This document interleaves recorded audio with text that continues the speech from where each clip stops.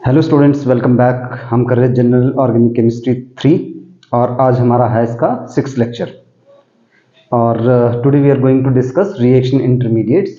Reaction intermediates हमने पहले भी बात की कि कोई भी जब ऑर्गेनिक रिएक्शन होता है तो रिएक्टेंट से सीधा प्रोडक्ट में नहीं जाता, बल्कि बीच में कुछ हाईली रिएक्टिव स्पीशीज बनते हैं जब बॉन्ड टूटती है या कोई बॉन्ड बनती है। ठीक है, so what are reaction intermediate? These are highly reactive species. ठीक है, these are highly reactive and short-lived species. Highly reactive and short-lived species which are formed during cleavage of bonds. तो उसको बोलते हैं हम रिएक्शन इंटरमीडिएट। एंड आपने एक बात याद रखनी है कि these can not be isolated. Can not be isolated, हम इनको आइसोलेट नहीं कर सकते हैं। हाँ, बहुत सारे एक्सपेरिमेंटल एविडेंसेस है जो ये प्रूव करते हैं कि इस तरह का जो है वो रिएक्शन इंटरमीडिएट बना था इस रिएक्शन के दौरान, जो कि आप आने वाले क्लासेस में एडवांस लेवल पे समझ पाओगे आप इसको। तो जो रिएक्शन इंटरमीडिएट से हमें किसी भी रिएक्शन का मैकेनिज्म लिखने में मदद मिलती है। So what are reaction intermediate? फिर से बात करते हैं कि highly reactive short lived species which can not be isolated and these are formed during cleavage of bonds. Now types, तो ये हमारे पास सबसे पहला free radicals, then carbocations, carbanions, carbenes, and besides these we have nitrenes and benzynes, ये भी होते हैं। But in the present lecture we are going to discuss the first 4 reaction intermediates. तो स्टार्ट करते हैं फ्री रेडिकल से।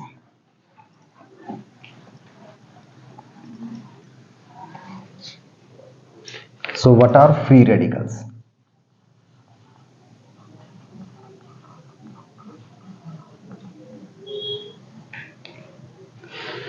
तो free radicals की अगर हम बात करें तो हमारे शरीर के अंदर बहुत सारे केमिकल चेंजेस होते हैं which occur due to free radicals.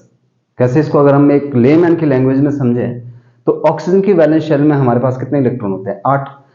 बहुत सारे केमिकल प्रोसेसेस से क्या होता है कि एक इलेक्ट्रॉन उसका निकल गया और उसमें बच गए 7 इलेक्ट्रॉन। ठीक, तो वो हाईली रिएक्टिव बन गया। तो वो क्या चाहता है? वो चाहता है कि अपना ऑक्टेट कंप्लीट करे। तो जो भी उसके नियर बाय सेल आती है शरीर के अंदर, जो बॉडी सेल्स आती है, तो उसके ऊपर जाके वो अटैक करता है और उसका इलेक्ट्रॉन खींच लेता है। तो खुद तो वो ठीक हो जाता है, पर उसको डैमेज करता है, मतलब उसको फ्री रेडिकल में कन्वर्ट करता रहता है। और इसी तरह से बॉडी के अंदर बहुत सारे चेन रिएक्शन स्टार्ट हो जाते हैं, जो कि लेटर स्टेज में जो है वो किसी ना किसी डिजीज के रूप में दिखते हैं। तो ये तो बात होगी वहां पे। अब यहां पे करते हैं बात कि what are free radicals. Free radicals are highly reactive species, of course.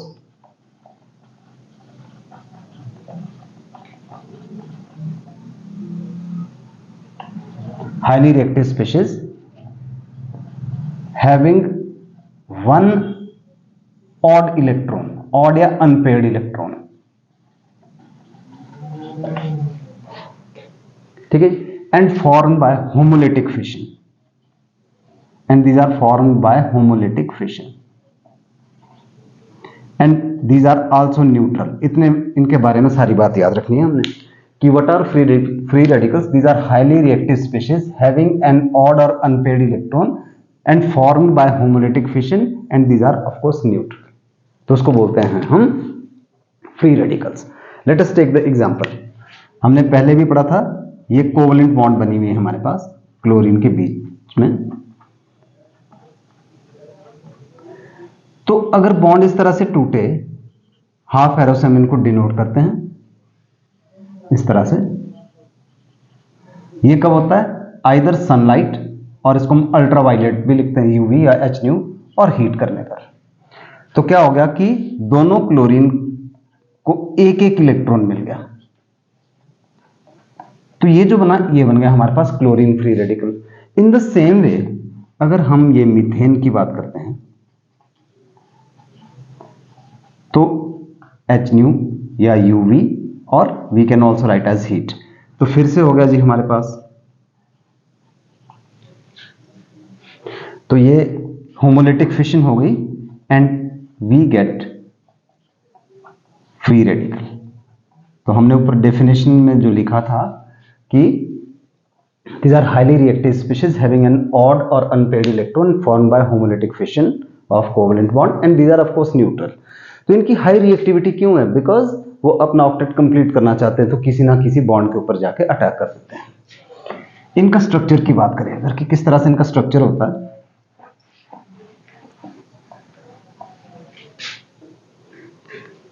जो स्ट्रक्चर है वो इनका प्लेनर स्ट्रक्चर होता है इस तरह से। अगर हम कार्बन वाले फ्री रेडिकल की बात करें तो these are sp2 hybridized and these have planar geometry, और ये एक अनपेयर्ड इलेक्ट्रॉन है और ये p orbital which is perpendicular to the plane. ठीक है, आपको पता है ये इस तरह से होता है हमारे पास। ठीक है, ये प्लेनर है और जो ये p ऑर्बिटल है जिसके अंदर अनपेयर्ड इलेक्ट्रॉन है which is perpendicular to the plane, आधा ऊपर आधा नीचे, इस तरह से आप इसको समझेगा।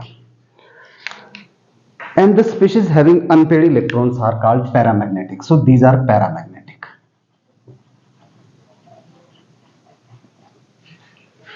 ठीक है, टाइप्स की बात करें अगर हम तो एल्काइल फ्री रेडिकल होते हैं हमारे पास। एल्काइल जैसे ये हो गया जी tertiary,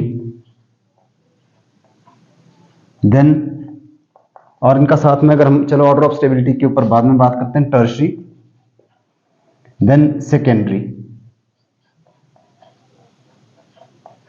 then primary and then methyl. ये ऑर्डर ऑफ स्टेबिलिटी भी हो गया साथ में। टर्शरी सबसे ज्यादा स्टेबल है, then secondary, then primary and then methyl. इसके अलावा होते हैं हमारे पास बेंजाइलिक। बेंजाइलिक भी होते हैं, मतलब जिसमें फिनाइल ग्रुप होता है। एलाइलिक भी होते हैं। तो बेंजाइलिक और एलाइलिक फ्री रेडिकल भी होते हैं। नाउ इनकी जो ऑर्डर ऑफ स्टेबिलिटी है, आपको याद होगा हमने पहले जब इलेक्ट्रॉन डिस्प्लेसमेंट इफेक्ट्स डिस्कस किए थे हमने, तो उसमें भी हमने इन चीजों को ऑलरेडी कवर कर चुके हैं। तो इनकी जो स्टेबिलिटी होती है, their stability can be explained by 3 factors। Number 1, hyperconjugation effect। एक तो हाइपरकॉन्जुगेशन इफेक्ट से इनकी स्टेबिलिटी एक्सप्लेन करते हैं। जितने ज्यादा अल्फा हाइड्रोजन होंगे उतनी ही ज्यादा डीलोकलाइजेशन होगी अनपेयर्ड इलेक्ट्रॉन की और उतनी ज्यादा स्टेबिलिटी होगी। तो फर्स्ट सेकंड जो इनकी स्टेबिलिटी को एक्सप्लेन करता है that is plus I effect. And third जो एलाइलिक और बेंजीन वाले जो फ्री रेडिकल होते हैं there stability is explained by resonance effect. तो इन 3 फैक्टर हम यूज करते हैं उनकी स्टेबिलिटी को एक्सप्लेन करने के लिए। तो अगर हम इनकी स्टेबिलिटी का ऑर्डर देखें, कुछ फ्री रेडिकल की stability order,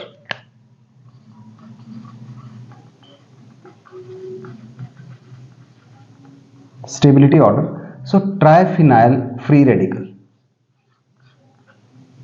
is the most stable, then diphenyl free radical C6H5 whole twice CH2 CH, then C6H5 CH2, then allyl। इन सब की जो स्टेबिलिटी का रीजन है वो क्या है हमारे पास, वो है और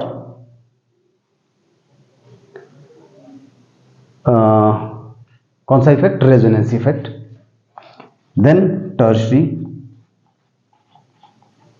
देन सेकेंडरी,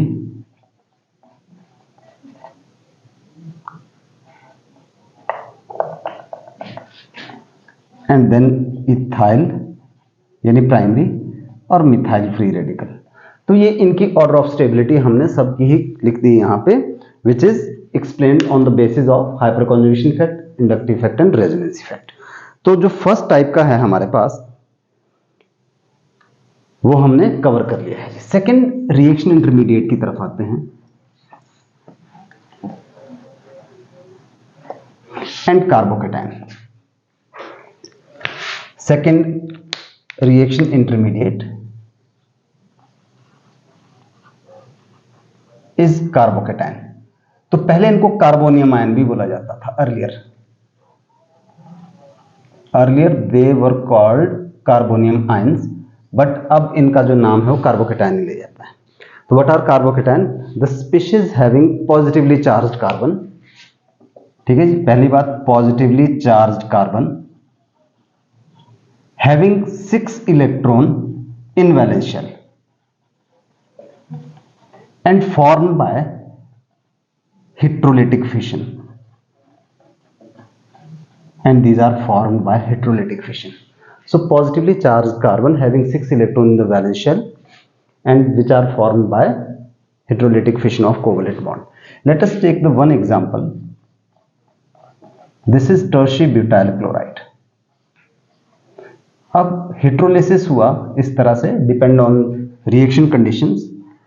तो हमारे पास जो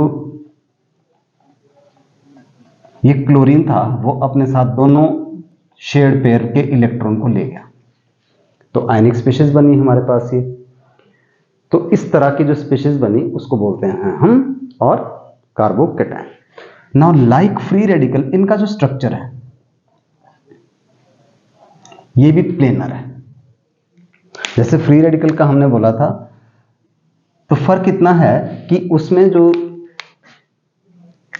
अनहाइब्रिड पी ऑर्बिटल था दैट कंटेन अनपेड इलेक्ट्रॉन, यहां पे इसके पास पॉजिटिवली चार्ज मतलब वेकेंट है वो P orbital, and sp2 hybridisation है और प्लेनर है.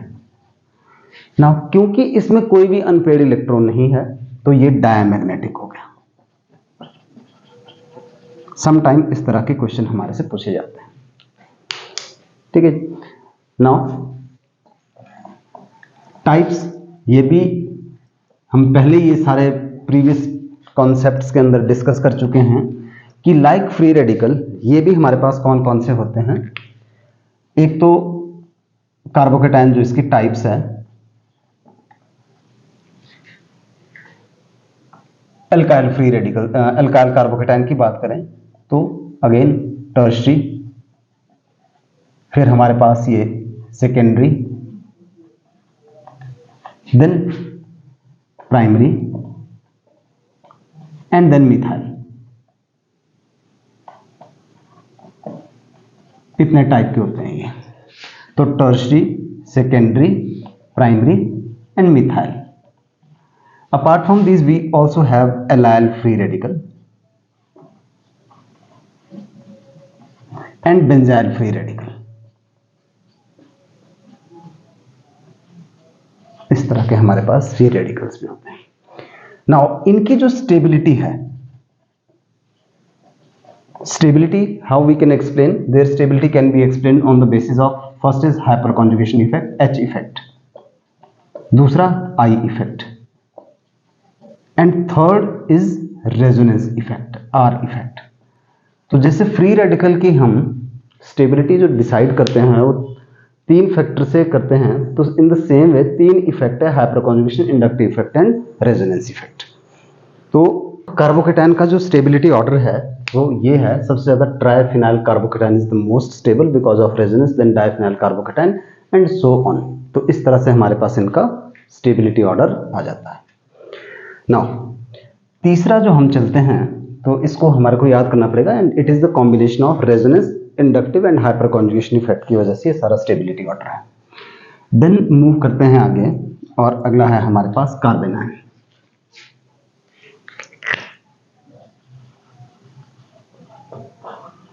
Carbon ion. So what are carbanion? The species having negatively charged carbon.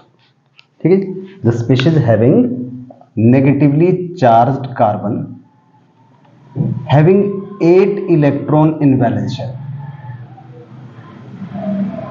and formed by heterolytic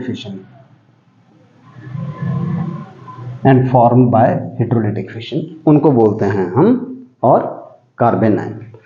late us take the example.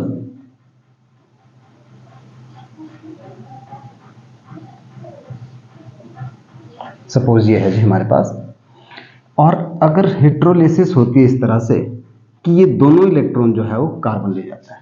Suppose एक example लेते हैं कि इस बेस ने इस H पॉजिटिव के ऊपर अटैक किया, ठीक है, तो दिस इज हेट्रोलिसिस हो गई हमारे पास। और हेट्रोलिसिस होने से क्या हो गया,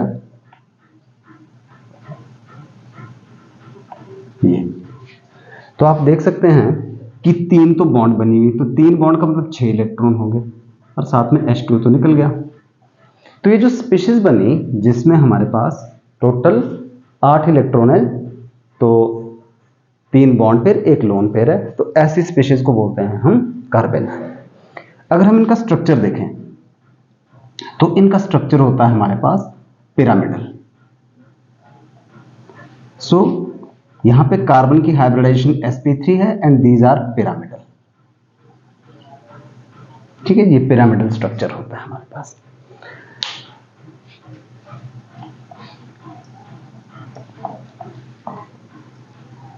now types and order of stability, ये भी बिल्कुल उसी तरह से होते हैं। एक तो हमारे पास एल्काइल कार्बन आयन होते हैं, टर्शरी हो गया, डिपेंड कि कार्बन कितने एल्काइल ग्रुप से जुड़ा हुआ आगे या कार्बन से जुड़ा हुआ है जिसके ऊपर नेगेटिव चार्ज है। सेकेंडरी हो गया, this is tertiary, secondary, then primary, then methyl.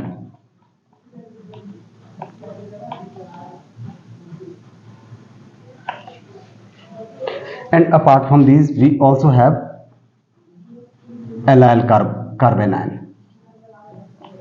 benzyl carbon ion.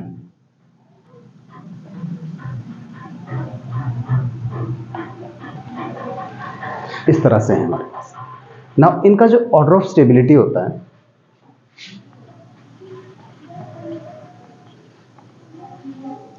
Stability का order they can be explain, one is the plus I effect and second is are effect, resonance effect से।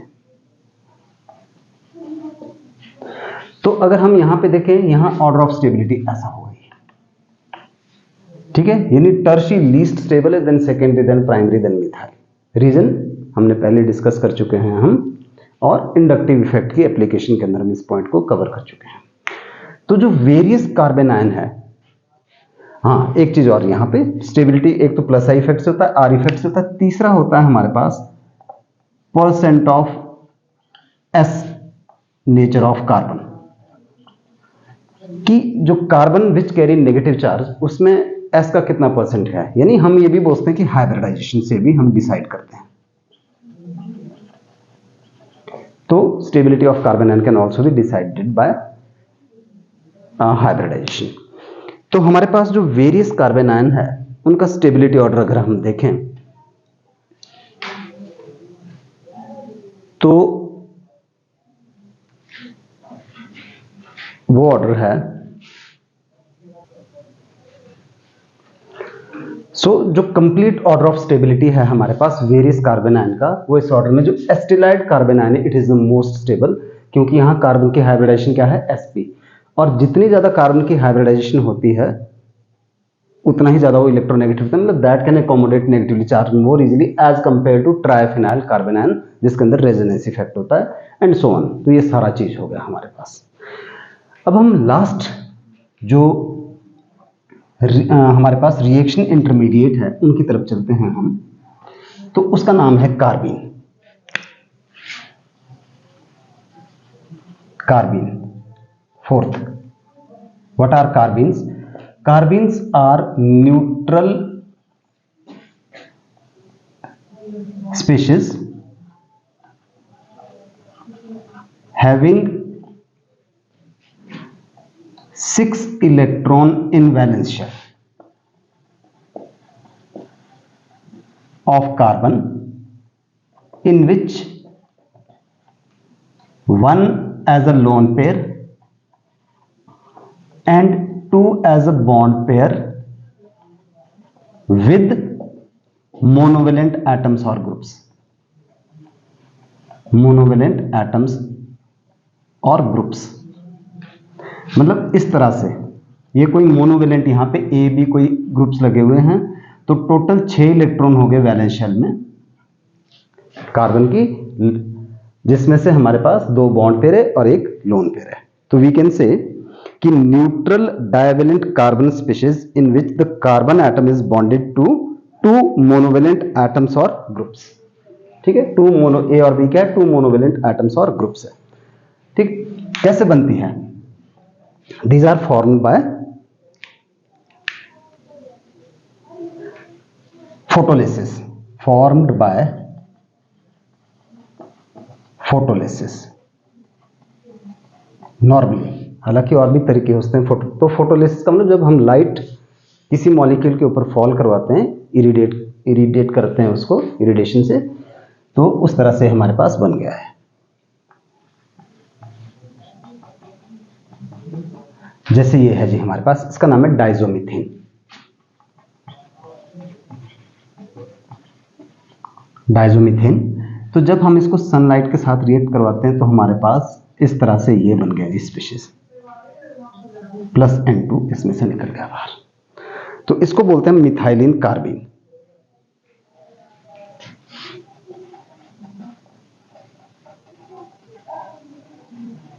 Methylene कार्बिन बोलते हैं।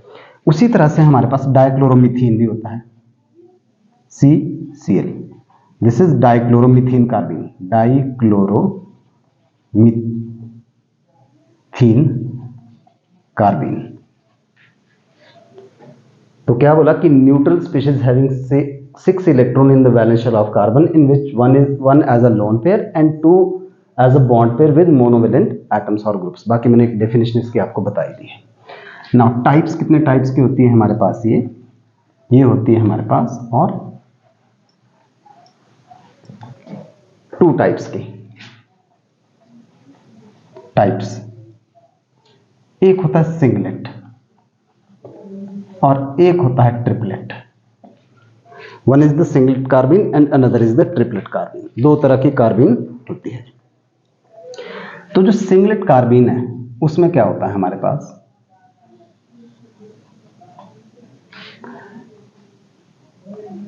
तो singlet कार्बिन के अंदर क्या है, ये इस तरह से जो भी यहां पे मोनोवेलेंट ग्रुप लगे, तो सिंगलेट कार्बिन में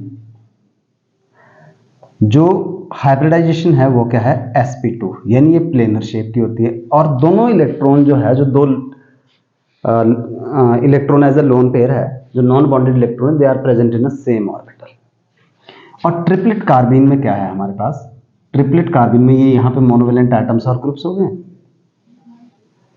यहां पे वो क्या है, जो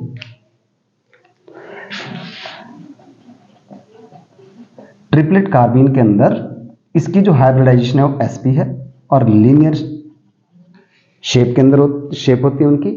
जो 2 इलेक्ट्रॉन है they are present in different orbital, तो उसको बोलते हैं हम और ट्रिपलेट कार्बिन। तो ज्यादा स्टेबल कौन है? ऑफ कोर्स ज्यादा स्टेबल ये होगी। रीजन क्या है? यहां पे दोनों इलेक्ट्रॉन डिफरेंट ऑर्बिटल्स में है, तो उससे क्या होगा? रिपल्शन कम हो जाएगी। जबकि यहां पे दोनों जो इलेक्ट्रॉन्स है वो सेम ऑर्बिटल के अंदर है, सेम ऑर्बिटल में रिपल्शन ज्यादा हो जाएगी। तो वी कैन से कि triplet कार्बिन is more stable then singlet. तो ये हो गया जी हमारे पास रिएक्शन इंटरमीडिएट, और हमने 4 रिएक्शन इंटरमीडिएट कवर किए हैं। और नेक्स्ट हमारा जीओसी का लास्ट लेक्चर रहेगा which is based on types of organic reactions. तो डिस्क्रिप्शन में आपको नोट्स में मिलेंगे, आप वहाँ से नोट्स को देखिएगा। और कहीं पे भी कोई कन्फ्यूजन, क्लैरिटी नहीं हो रही है तो आप कमेंट सेक्शन में जरूर मुझे बताइएगा। So that's all for this class. See you in next video class. Thank you.